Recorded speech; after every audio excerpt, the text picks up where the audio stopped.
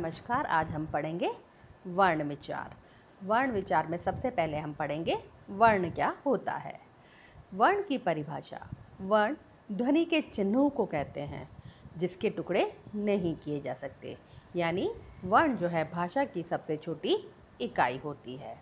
वर्णों के मेल से ही शब्दों का निर्माण होता है। वर्णमाला।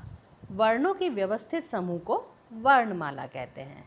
उच्चारण और प्रयोग के आधार पर हिंदी वर्णमाला के वर्णों को दो भागों में बांटा गया है, स्वर और व्यंजन। हिंदी वर्णमाला में 11 स्वर हैं और 33 व्यंजन हैं। स्वरों की संख्या 11 है, जैसा कि मैंने आपको बताया है। इनका उच्चारण जो है स्वतंत्र रूप से होता है। ये हैं अ, आ, ई, उ, री, ए, ऐ, ओ, औ, अंग, अ। स्वरों के 3 भेद होते हैं, ह्रस्व स्वर, दीर्घ स्वर और पलुत स्वर। ह्रस्व स्वर जिन स्वरों के उच्चारण में बहुत कम यानी कि एक मात्रा का ही समय लगता है, ये ह्रस्व स्वर कहलाते हैं। इनकी संख्या 4 होती है, अ, ई, उ और री। दीर्घ स्वर इन स्वरों के उच्चारण में ह्रस्व स्वर से दुगुना यानी डबल टाइम लगता है या 2 मात्राओं का समय लगता है, ये दीर्घ स्वर होते हैं। इनकी संख्या 7 होती है, आ, ई, उ, ए, ऐ, ओ, औ। पलुत स्वर। पलुत स्वर जो है इनके उच्चारण में दीर्घ स्वर से भी ज़्यादा समय लगता है, यानी तिगुना टाइम लगता है। ये पलुत स्वर कहलाते हैं, जैसे कि ओम, हे, राम आदि। स्वरों का प्रयोग जब हम व्यंजनों के साथ करते हैं तो उनका स्वरूप जो है वो बदल जाता है। इनके लिए जो है कुछ चिन्हों का प्रयोग किया जाता है। ये चिन्ह ही मात्रा कहलाते हैं। अ को छोड़कर सभी स्वरों की अपनी मात्राएं होती है, जैसा कि आपको इस चित्र में दिखाई दे रहा है। कुछ मात्राएं जो हैं व्यंजनों के ऊपर, कुछ साथ में तथा कुछ नीचे लगाई जाती हैं। र के साथ उ और या बड़ी ऊ की मात्रा लगानी होती है तो वो मात्रा र के बीच में लगाई जाती है। री की मात्रा ज़्यादातर जो है व्यंजनों के नीचे लगाई जाती है। अयोगवह। हिंदी में 2 अयोगवह होते हैं, अ और अन। अयोगवह कहलाते हैं। वर्णमाला में इनका स्थान जो होता है स्वरों के बाद, यानी अ, आ, ई के बाद, लेकिन क, ख, ग से पहले होता है, व्यंजनों से पहले होता है। अब हम पढ़ेंगे अनुस्वार। अनुस्वार जो होता है इसका चिन्ह जो है शिरोरेखा के ऊपर बिंदी के रूप में लगाया जाता है। इसका उच्चारण करते समय हवा जो है नाक से बाहर निकलती है, जैसे कि पंख, जैसे कि रंग। ये सब जो हैं ये अनुस्वार के उदाहरण हैं। अनुनासिक। अनुनासिक के अंदर जो शिरोरेखा के ऊपर जो है चंद्र बिंदु के रूप में लगाया जाता है। इसका चिन्ह जो है चंद्र बिंदु के रूप में लगाया जाता है शिरोरेखा के ऊपर। इसका उच्चारण करते समय हवा नाक से और मुंह दोनों से बाहर निकलती है, जैसे कि हंसी, टांग, कहाँ आदि। विसर्ग। इस ध्वनि का चिन्ह जो है 2 बिंदी के रूप में होता है। इसका उच्चारण जो है की भांति किया जाता है। विसर्ग का प्रयोग जो है तत्सम शब्दों में ही किया जाता है, जैसे कि प्रातः, स्वतः, अतः आदि। आगत ध्वनियाँ। आगत ध्वनियाँ वो ध्वनियाँ होती हैं जो अंग्रेजी भाषा से आए हुए शब्द हो उनके ऊपर लगाई जाती है, जैसे कि डॉक्टर, काफ़ी, ठीक है, माल, मॉल जिसे आप कहते हैं अंग्रेजी में, वो। नुक्ता। नुक्ता की जो है वो बिंदी जो है नीचे लगाई जाती है। नुक्ता का प्रयोग जो है अरबी और फारसी शब्दों के साथ किया जाता है। और व्यंजनों का उच्चारण जो है हमेशा स्वरों की सहायता से ही होता है। व्यंजन। व्यंजन वे वर्ण जिनका उच्चारण करते समय स्वरों की सहायता ली जाती है, यानी बिना स्वरों के व्यंजन को नहीं बोला जा सकता। इनका उच्चारण करते समय हवा जो है मुंह के अलग अलग स्थानों को छूकर बाहर निकलती है। स्वर की भांति ही व्यंजन के भी 3 भेद होते हैं: स्पर्श व्यंजन, अंतःस्थ व्यंजन, ऊष्म व्यंजन। सबसे पहले हम पढ़ेंगे स्पर्श व्यंजन। स्पर्श व्यंजन वो व्यंजन कहलाते हैं जिनका उच्चारण करते समय जीभ जो है मुख के अलग अलग स्थानों को छूती है, स्पर्श करती है, यानी टच करती है, वो स्पर्श व्यंजन होते हैं। इनकी संख्या जो है 25 है और इन्हें 5 वर्गों में बांटा गया है। क वर्ग, च वर्ग, ट वर्ग, त वर्ग और प वर्ग। ये हैं क, ख, ग, घ, ड, ये क वर्ग में आएंगे।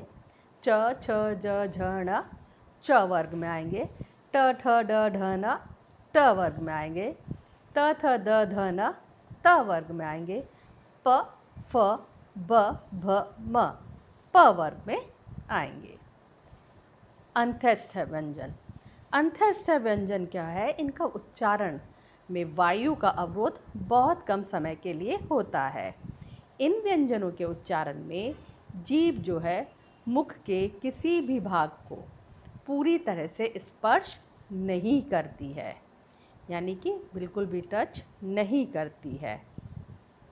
ये 4 होते हैं: य, र, ल, व। नेक्स्ट आता है हमारा ऊष्म व्यंजन।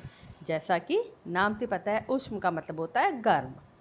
इन व्यंजनों के उच्चारण के समय वायु मुख से रगड़ खाकर ऊष्मा पैदा करती है, यानी कि मुख से रगड़ खाने पर हवा में एक गर्मी सी पैदा होती है।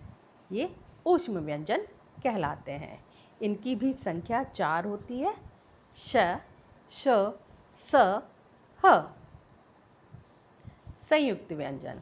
संयुक्त व्यंजन ऐसे व्यंजन जो 2 भिन्न व्यंजनों के योग से बनते हैं, यानी 2 अलग अलग व्यंजनों को जोड़कर जो व्यंजन बनता है वो कहलाता है संयुक्त व्यंजन। जैसे कि क और श को जोड़ के श बनेगा, जिसका उदाहरण है कक्षा, शिक्षा, क्षण। ज, अण को जोड़कर ज्ञ बनेगा, ज्ञान, विज्ञान, ज्ञाता। त और र को जोड़कर बनेगा त्र, त्रिशूल, पत्र, त्रिकोण। श और र को जोड़कर बनेगा श्र, श्रमिक, विश्राम आदि। द्वित्व व्यंजन। ऐसे एक जैसे 2 व्यंजन जब आपस में मिले, सेम व्यंजन जो होते हैं जब आपस में मिले तो उन्हें द्वित्व व्यंजन कहते हैं। जैसे कि क को क से मिलाया तो आधा क और पूरा क, तो उसका शब्द हुआ पक्का, मक्का आदि। च को च से मिलाया तो शब्द प्रयोग हुआ बच्चा, सच्चा। ल को ल से मिलाया बिल्ली, पल्लवी आदि। शब्द के वर्णों यानी कि स्वर और व्यंजन को अलग अलग करके लिखने को वर्ण विच्छेद कहते हैं। यानी कि जब हम शब्द के वर्ण जो होते हैं, क्योंकि हमें पता है कि हर शब्द वर्णों के मेल से ही बनता है, जब हमें इन वर्णों को अलग अलग करना होता है तो उसे कहा जाता है वर्ण विच्छेद। अब जैसे इसका एक उदाहरण देखिए, बर्तन।